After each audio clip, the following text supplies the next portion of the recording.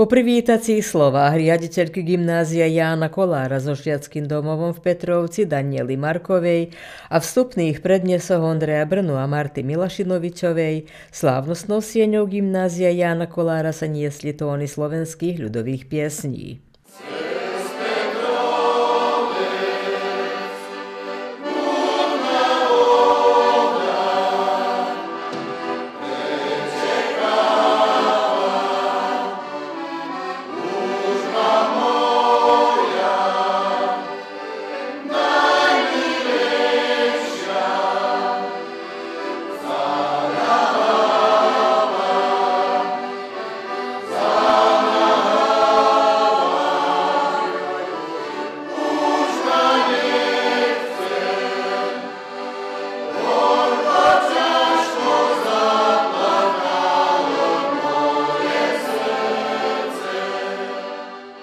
Následovne prítomných oslovili predsedníčka kultúrno-umeleckého spolku Petrovská družina Anna Mária Gierová a predsedníčka obce Bážsky Petrovec Viera Krstovská.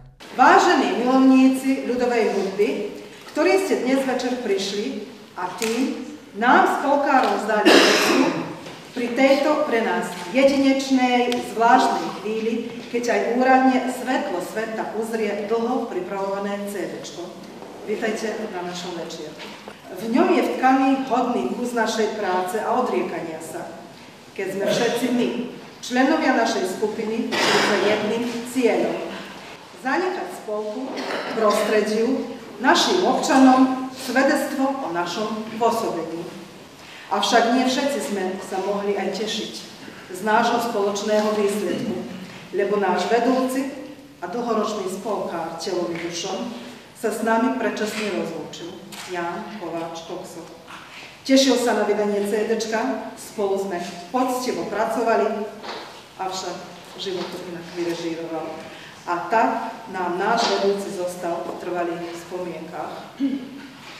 V tejto slávnostnej chvíli, ctení prítomní, vaša prítomnosť na dnešnom programe je pre nás veľa významná.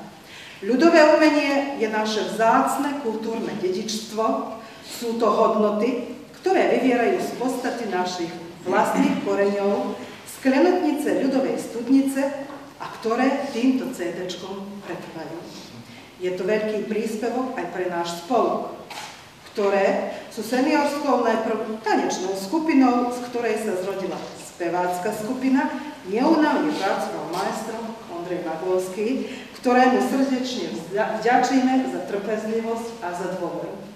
Bážsky Petrovec je naširoko známy a uctievaný podľa kultúry i vďaka členom Petrovskej družiny, povedala vo svojom príhovore predsedníčka obce Bážsky Petrovec Viera Krstovská. Promocia tohto CD-čka je jednou perličkou v tej našej tradícii a ja vám vlastne k tomu chcem pogratulovať k tomuto CD-čku, že vlastne si týmto spôsobom priniesli k umeniu, k tradícii, k ľudovému umeniu a tiež gratulujem vám, ktorí ste vlastne vedúci tejto speváckej skupiny a že sa vám to podarilo. Spomínali ste, že vám to trvalo dosť času, aby sa vám podarilo, takže sa darí aj trvá CD, čiže nech môžete prezentovať a promovovať aj našu obec, Petrovec a svoju činnosť i v druhých prostrediach. Detinka budorí, srdce ma zabolí, keď na teba spomínam. Detinka budorí, srdce ma zabolí, keď na teba spomínam.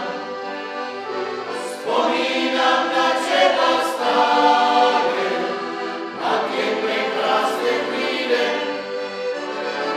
keď sme sa ľúbili, lásku si slúbili.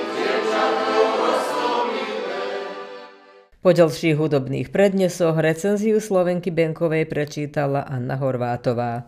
CD Nosič cez Petrovec vo vydaní miešnej speváckej skupiny kultúrno-umeleckého spolku Petrovská družina vznikol z iniciatívy ochotníkov, ktorí roky pôsobia v uvedenom združení. Obsahuje 14 piesní, ľudových a novokomponovaných. Ako je uvedené na obale nosiča, Cieľom tejto zbierky piesní je uchovať kultúrne hodnoty našich predkov a tak ich odovzdať ďalším pokoleniam, pokúsiť sa o návrat k trvalým hodnotám, tradíciám, formou súčasného hudobného jazyka, kvalitnej produkcii a interpretácii. Anna Horvátová uviedla i nasledovné. CD-čko dnes vyprevádzame do verejnosti, na čo môžu byť hrdí nielen členovia seniorskej skupiny, ale celý náš spoluobčania, lebo týmto zanechali stopy v kultúrnej oblasti, vyorali brázu v hudobnej tvorbe a prispeli k obohateniu piesňového materiálu. K vydaniu nového CD-čka členom Kultúrno-umeleckého spolku Petrovská družina zablahoželal i autor piesne Petrovská klobása, ktorú taktiež zaradili na CD nosič Jaroslav Popovič. Z hudobného aspektu sa prihovoril Ondrej Maglovský, počom nasledoval krst CD-čka, spoločné fotografovanie a na záver v priestoroch Petrovského spolku občerstvenie. Pesničky z nového CD-čka Kultúrno-umeleckého spolku Petrovská družina Cez Petrovec budú súčasťou i novoročného programu televízie Petrovec.